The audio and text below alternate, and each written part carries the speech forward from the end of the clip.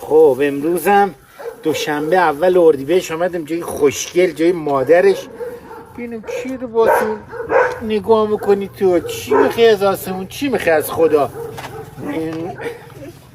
اینقدر زنگ میزنن میگن بگو بر ما دعا کنه. مریض دارن، گرفتارن.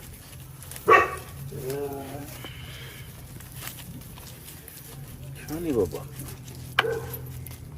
شک نکنین دعا میگیره، دعاش مستجاب میشه. جون بابا جون. این بچه غذا خوشکار نگاه کن چیشون بخوره. گناه دارن اینا گناه دارن. نباید بینا ظلم کنه. وای میگم بابا خانه ایره. این مادر داره، ما چجوری رو ببرم خانه؟ مادرش سکته میکنه. مگه میشه بچه از مادر جدا کنی؟ این مادرش دوست داره. مادر میخواد، بچه مادر میخواد.